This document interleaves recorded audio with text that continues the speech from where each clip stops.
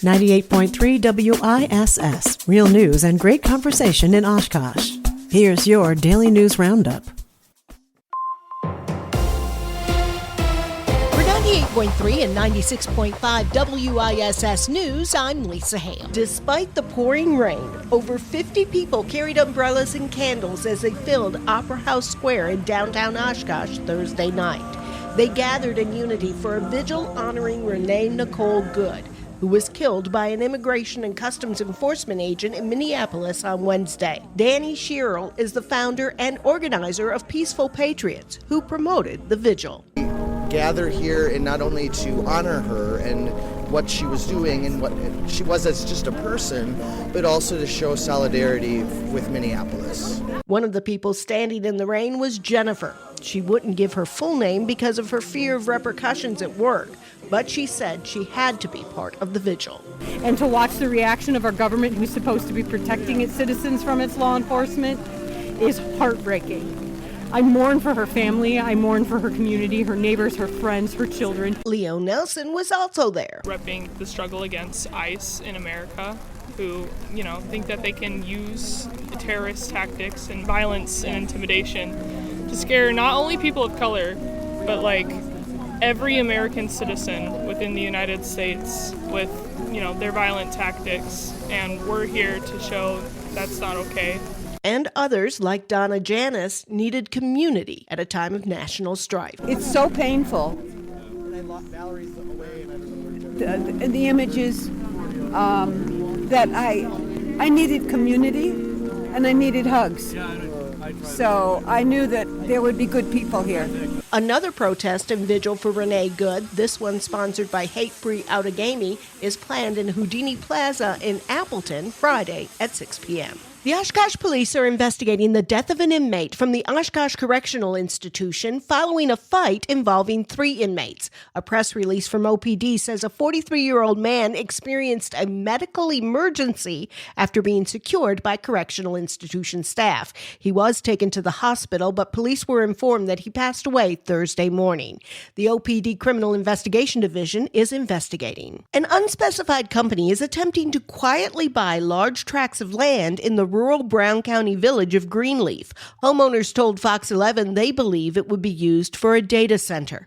Data centers are making news all over the state, and Savannah Tomei Olson wraps it up for us. In DeForest, residents had circulated a petition asking the village board to add a new ordinance requiring that any big annexation of land would have to go on the ballot as a referendum, so voters would have the final say. The DeForest Village Board said no to that idea. QTS wants DeForest to annex 1,600 acres of property to build a data center there.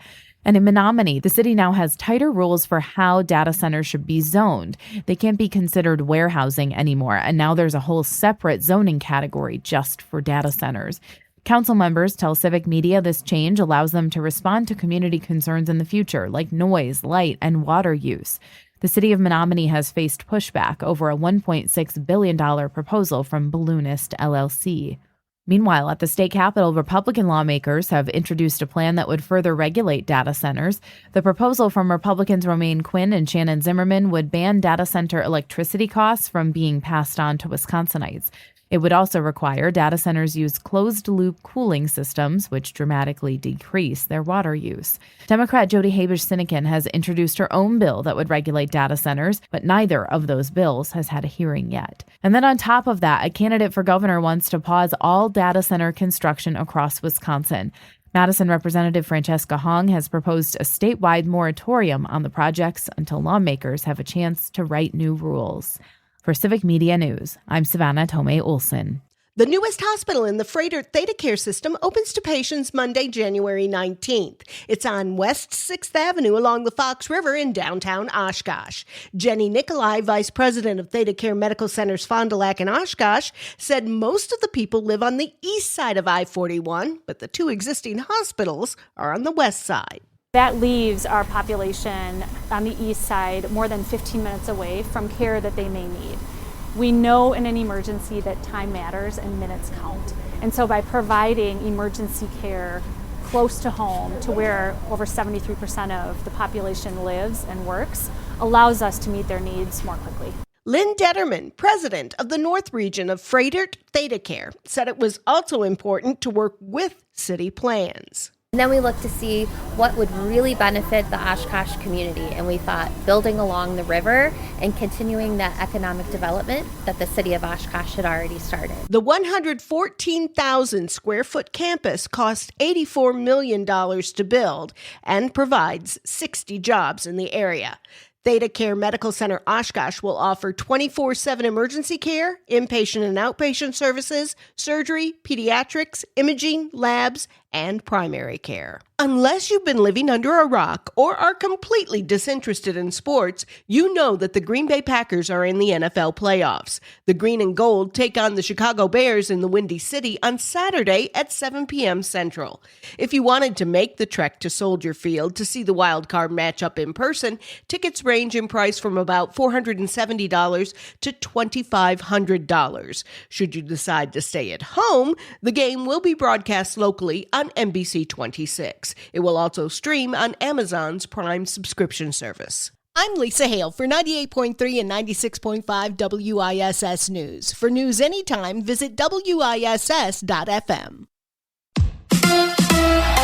The Bucks battle the Lakers. Hi, I'm Mike Clemens with Sports NBA. The Bucks and the Lakers tonight in Los Angeles. Milwaukee coming off a 120-113 loss to Golden State. Doc Rivers. Yeah, just too many breakdowns. I just thought they made all the tough plays, all the loose balls, all the big rebounds, play through contact, and I didn't think we did that. The Badgers on the road against Michigan tomorrow at noon. UW Parkside in Kenosha announces they'll have a women's flag football team next year. Parkside, the first Wisconsin college to offer scholarships for women's flag football. NFL, the Packers and Bears kick off tomorrow night at 7 o'clock at Soldier Field. It's the third time in just over a month the two teams have played each other. It's a playoff atmosphere. Everybody's going to be a little more chippy. The edge is going to be there. The emotion is going to be there. It's win or go home. So I definitely expect it to be a good game, but hopefully we on the good side of that. That's Packers running back Josh Jacobs. With sports, I'm Mike Clemens. We have a little light lingering rain this morning. Then it will become mostly sunny by about midday today. Our high 38 this afternoon. The wind will be northwest at 10 to 20. Tonight, more fog down to 24. Tomorrow, some snow on the way. We could get an inch or two tomorrow through tomorrow night. I'm meteorologist Sean Cable. That's your daily news roundup for 98.3 WISS in Oshkosh. Find more news anytime at WISS.FM. Subscribe to this podcast on Spotify, Apple, or wherever you find your podcasts.